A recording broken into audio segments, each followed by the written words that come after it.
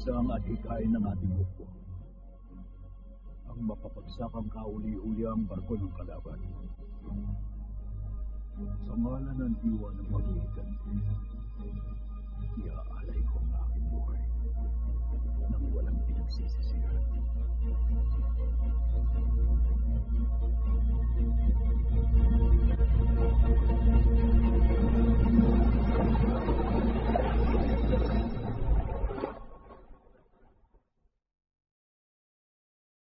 Masama ang kutob ko na maglalayag ng pauwi si Shimazu. Ganon din ako. Ano ba dahilan at papayag siyang tulungan ng hukbo natin? Baka lalo manganib ang buhay natin ngayon. Pag sinubukan natin magtasin ng barikada. Kumilos na tayo! Mahal na pinuno!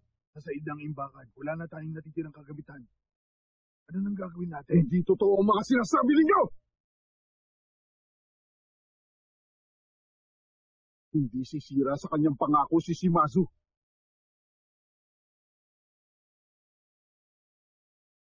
Hindi mabilang ang sulong. Sa tingin ko, lalong dumami ang bilang ng mga kalaban natin.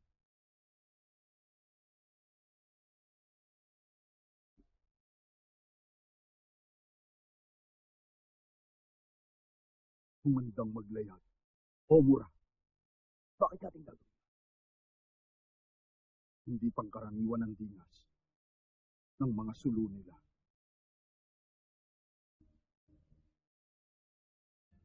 Parating na si Shimazu.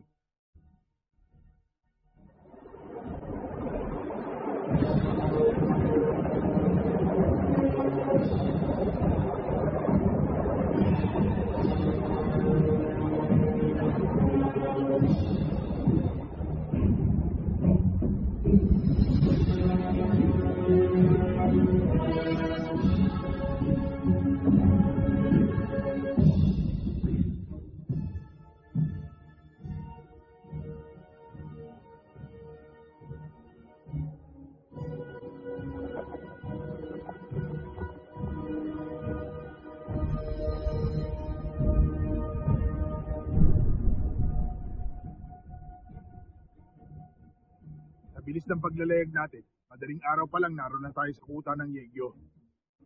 Tiyak na magugulat sila sa biglaang pagsalakay. Kahit si Sunshin, hindi ba iisip na gagawin natin to? Mali ka. Malalaman niya ang plano. Hindi mabilang ang taga-Masid na kakampi ni Admiral. May tao siya. Mula sa Kyoto hanggang sa dulo ng Osaka.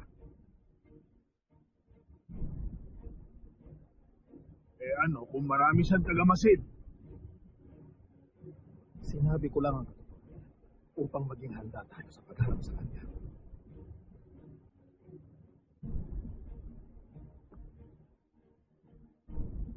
Hukbo ng Satsuma, ang pinakamalupit.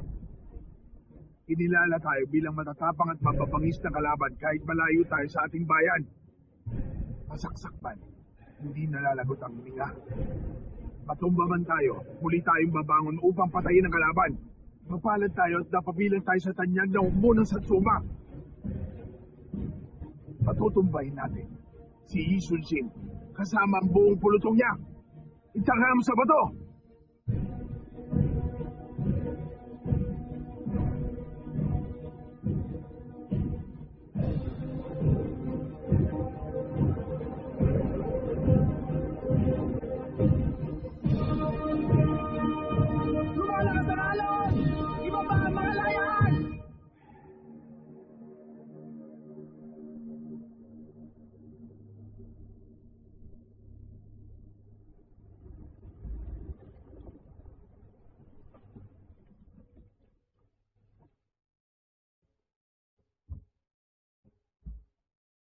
ito ang isla ng Desa gawing Noryang. Nasaan ang armada ng kalaban? Naglayag na, 4 na oras na nakalilipas. Parating na sila sa kipot ng Noryang.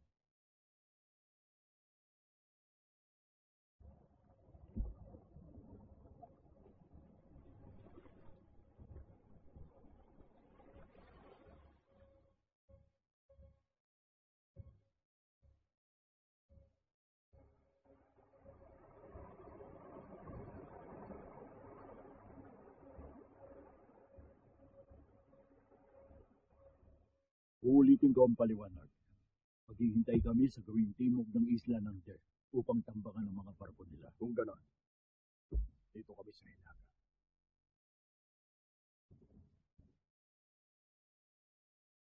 Admiral, aaminin ko ang dahilan ng aking pagpalit. Dahil alam kong tapos na ang digmaan, ayoko nang may mamatay. Ngunit dahil sa liksi ng Ming, tiyak na magugulat ang inyong mga mandirigma. Kapag nakita ng Wei na nasa likuran nyo ang hukbo ng Ming, magmamadali sila makatakas at makalayo. Buong paniniwala mo na aatras sila nang hindi man lang lumalaban? Yun ang paniwala ko.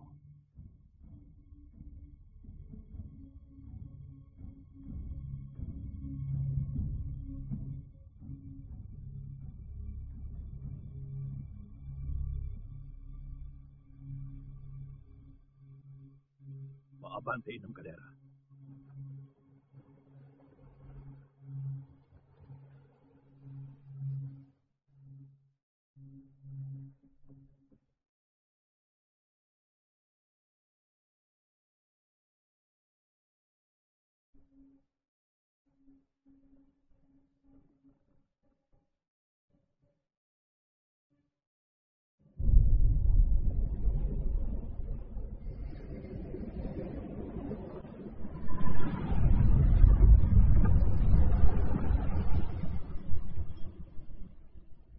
Ang hamog na natatanaw sa harap ay ang isla ng Der.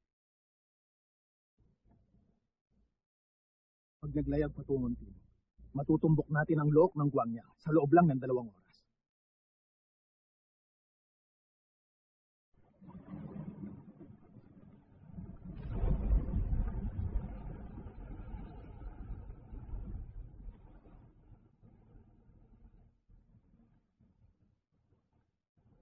Commander,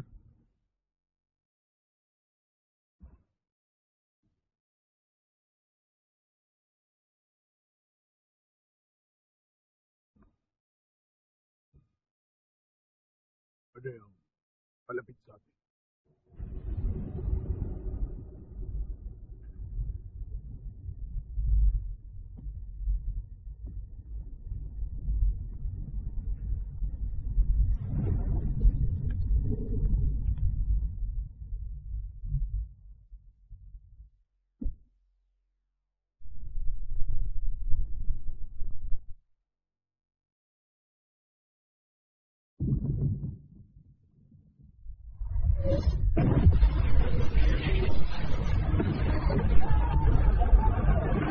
May kalaban! Kumanda ka lahat! Lalaban tayo!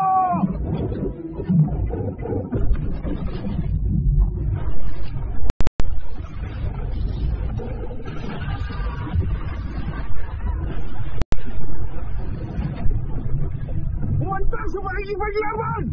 Sabihan ang buhok mo!